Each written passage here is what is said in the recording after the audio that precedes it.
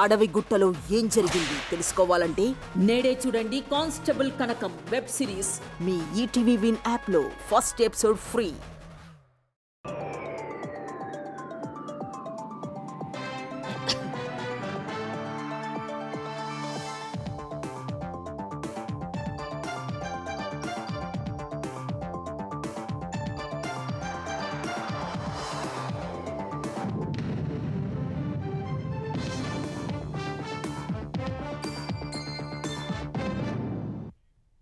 నమస్కారం ETV news కి స్వాగతం. హైదరాబాద్ మహానగరానికి తలమానికంగా నిలిచే ఖైరతాబాద్ మహాగణపతి భక్తుల జయజయధ్వానాల నడుమ జలప్రవేశం చేశాడు.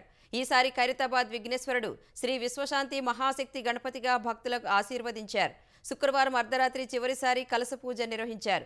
69 అడుగుల ఎత్తు 50 టన్నులున్న మహాగణనాథుణ్ణి వేకోజామున ప్రత్యేక వాహనంపై చేర్చారు. పూజల తర్వాత సంప్రదాయ మేళ తాళాలతో ఖైరతాబాద్ గణేశుడి శోభాయాత్ర నిర్వహించారు. మహాగణపతిని చూసేందుకు జనం తండోపతండాలుగా తరలివచ్చారు. దారి పొడవునా నీరాజనాలు పట్టారు. Sensation theatre, telephone Bhavan, Telugu తల్లి ఫ్లైఓవర్ పక్క నుంచి సచివాలయం మీదుగా శ్రీ విశ్వశాంతి మహాశక్తి గణపతి హుస్సేన్ సాగర్ తీరానికి చేరుకున్నాడు. భక్తుల సందడి మధ్య మహాగణపతిని క్రేన్ 4 సాయంతో గంగమ్మ ఒడికి చేర్చారు.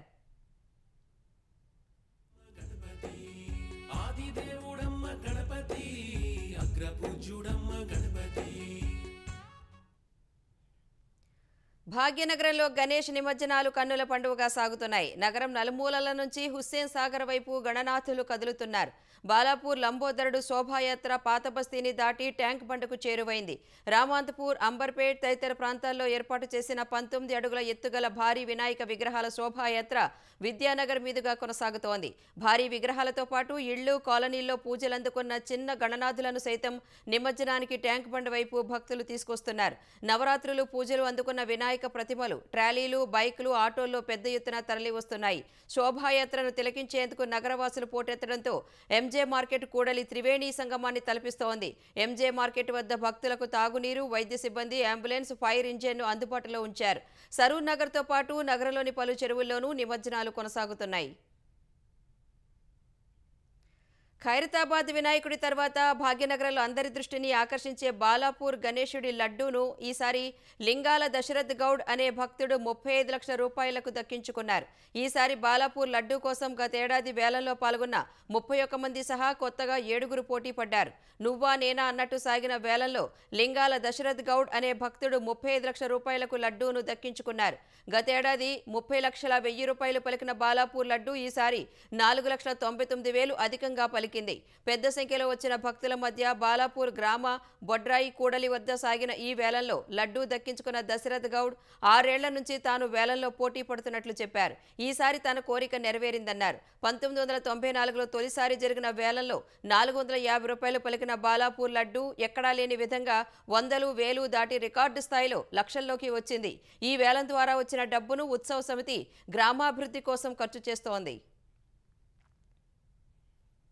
ఓవైపు నిమజ్జనాలు కొనసాగుతుండగానే ట్యాంక్ బండ్, ఇతర నిమజ్జన కేంద్రాల వద్ద పారిశుద్ధ్యంపై జీహెచ్ఎంసీ అధికారులు ప్రత్యేక దృష్టి పెట్టారు. పోలీస్, ఇతర ప్రభుత్వ శాఖలను సమన్వయం చేసుకుంటూ నిమజ్జనం సాఫీగా సాగేలా చూస్తున్న జీహెచ్ఎంసీ భక్తులకు ఎలాంటి ఇబ్బంది లేకుండా పారిశుద్ధ్య పనులు చేస్తోంది. ఇందుకోసం నగర వ్యాప్తంగా 15,000 మంది సిబ్బందిని మోహరించింది. నిమజ్జన ప్రక్రియ చూసేందుకు వస్తున్న భక్తులకు ఎలాంటి అసౌకర్యం కలగకుండా జీహెచ్ఎంసీ పారిశుద్ధ్య సిబ్బంది ఎప్పటికప్పుడు రోడ్లు శుభ్రం చేస్తున్నారు.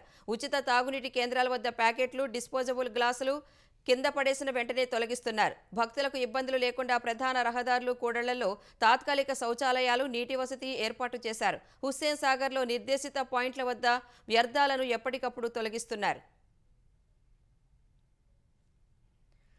హైదరాబాద్లో వినాయక నిమజ్జనోత్సవం కోసం భారీ భద్రత ఏర్పాట్లు చేశారు. జిల్లాల నుంచి, వివిధ కమిషనరేట్ల నుంచి అదనపు బలగాలను తీసుకొచ్చి మోహరించారు. వివిధ విభాగాలకు చెందిన 30,000కు పైగా పోలీసులు శోభాయాత్ర సజావుగా జరిగేలా చర్యలు తీసుకుంటున్నారు.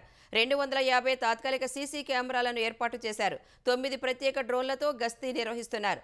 ఒక్క ట్యాంక్ బండ్ పరిసర ప్రాంతాల్లోనే 3,000కు పైగా పోలీసులతో బందోబస్తు ఏర్పాటు చేశారు. ఈసారి హైడ్రా సైతం నిమజ్జనోత్సవంలో భాగమైంది. Hydraa commissioner Ranganath tank bund వద్ద పరిస్థితిని పర్యవేక్షించారు. నిమజ్జనం చూసేందుకు 10 లక్షల మంది వరకు వస్తారని అంచనా వేసిన పోలీసులు అందుకనుగుణంగా రద్దీ నిర్వహణ ఏర్పాట్లు చేశారు. 3 కమిషనరేట్లలో మద్యం దుకాణాలను రేపు ఉదయం 6 గంటల వరకు మూసివేశారు. శోభాయాత్ర జరిగే ప్రధాన మార్గాల్లో ఇతర వాహనాలను దారి మళ్లించారు. నిమజ్జనం అనంతరం లారీలు నగరంలోకి రాకుండా ఔటర్ రింగ్ రోడ్డు మీదుగానే మళ్లిస్తున్నారు. ఆర్టీసీ బస్సులు నగరంలోకి రాకుండా పరిమితులు విధించిన అధికారులు అన్ని వ్యక్తిగత వాహనాలపై ట్రాఫిక్ ఆంక్షలు విధించారు. ప్రైవేటు బస్సులకు రేపు ఉదయం 10 గంటల వరకు నగరంలోకి అనుమతి నిషేధించారు. తెలంగాణ డీజీపీ కార్యాలయంలో ప్రత్యేక కంట్రోల్ రూమ్ ఏర్పాటు చేసి నిమజ్జనోత్సవాన్ని పరిశీలిస్తున్నారు. రేపు ఉదయానికి నిమజ్జనోత్సవం పూర్తవుతుందని అంచనా వేస్తున్నట్లు డీజీపీ జితేందర్ చెప్పారు. మహారాష్ట్రలోని ముంబై, పూణేలోనూ గణేష్ నిమజ్జనోత్సవం అట్టహాసంగా సాగుతోంది. ముంబైలోని ప్రఖ్యాత లాల్ బాగ్చా రాజా గణేష్ నిమజ్జన శోభాయాత్రకు వేలాదిగా భక్తులు తరలివచ్చారు. ఈ సందర్భంగా డోలు, సంగీత వాయిద్యాలతో కళాకారులు చేసిన ప్రదర్శన ఆకట్టుకుంది. భక్తుల ఆటపాటలతో శోభాయాత్ర సందడిగా సాగుతోంది. వేర్వేరు ఆకృతుల్లో, వేర్వేరు ఎత్తుల్లో కొలువుదీరి పూజలందుకున్న గణపతులు సాగర తీరంలో జలప్రవేశం చేస్తున్నారు. నిమజ్జనం నేపథ్యంలో అధికారులు భారీ బందోబస్తు ఏర్పాటు చేశారు. పూణేలోనూ గణేష్ శోభాయాత్ర ఘనంగా జరుగుతోంది. చిన్న పెద్ద విగ్రహాలను భక్తులు నిమజ్జనం చేస్తున్నారు.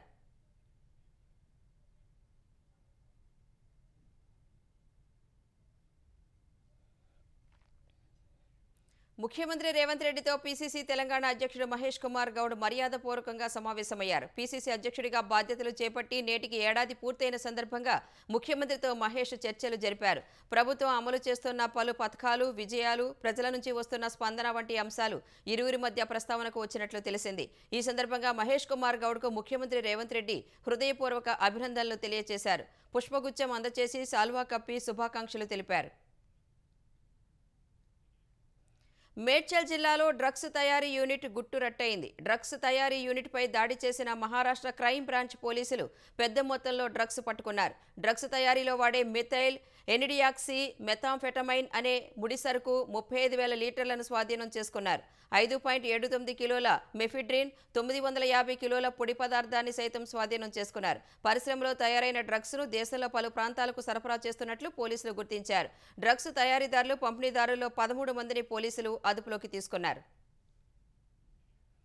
ఆంధ్రప్రదేశ్లో జరిగిన మద్యం కుంభకోణం కేసులో నిందితుడిగా ఉన్న వైసీపీ ఎంపీ మిథున్ రెడ్డికి విజయవాడ ఏసీబీ కోర్టు మధ్యంతర బెయిల్ మంజూరు చేసింది. నేటి నుంచి ఈ నెల 11వ తేదీ సాయంత్రం 5 గంటల వరకు మొత్తం 6 రోజులు మధ్యంతర బెయిల్ ఇస్తూ ఉత్తర్వులు జారీ చేసింది. 11వ తేదీ సాయంత్రం 5 గంటలకు ఏసీబీ కోర్టులో లొంగిపోవాలని స్పష్టం చేసింది. ఉపరాష్ట్రపతి ఎన్నికల్లో ఓటు వేసేందుకు మధ్యంతర బెయిల్ మంజూరు చేయాలని కోరుతూ మిథున్ రెడ్డి దాఖలు చేసిన పిటిషన్పై ఇప్పటికే విచారణ జరిపిన ఏసీబీ కోర్టు తీర్పు రిజర్వ్ చేసింది. 6 రోజుల పాటు మంజూరు చేస్తూ ఇవాళ ఉత్తర్వులు జారీ చేసింది. మద్యం కేసులో ఏ4గా ఉన్న మిథున్ రెడ్డి రాజమహేంద్రవరం కేంద్ర కారాగారంలో జ్యుడిషియల్ రిమాండ్లో ఉన్నారు.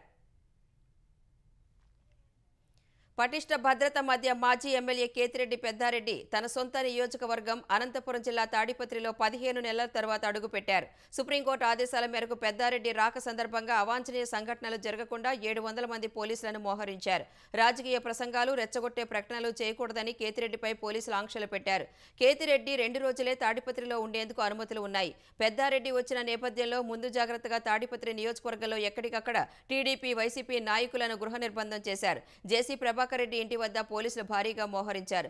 జిల్లా ఎస్పీ జగదీష్ స్వయంగా భద్రతను పరిశీలించారు. తాడిపత్రిలో ఎలాంటి అవాంఛనీయ సంఘటనలు జరగకుండా పోలీసులకు పూర్తిగా సహకరిస్తామని పెద్దారెడ్డి చెప్పారు. అధికారంలో ఉన్నప్పుడు ప్రతి గ్రామంలో, ప్రతి ఇంటికి ఎలా తిరిగానో ఇప్పుడు కూడా ప్రతి గ్రామంలో తిరుగుతానని ఆయన చెప్పారు. తాడిపత్రి లాంటి నియోజకవర్గంలో ప్రతిపక్షంలో ఉన్నప్పుడు పోరాటం చేయడం చాలా కష్టంగా ఉంటుందన్నారు.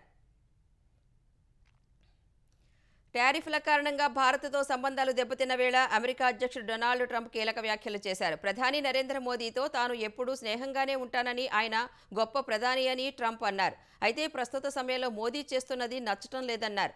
భారత్, రష్యాలకు దూరమయ్యామని ట్రూత్ సోషల్లో పెట్టిన పోస్టుపై ట్రంప్ వివరణ ఇచ్చారు.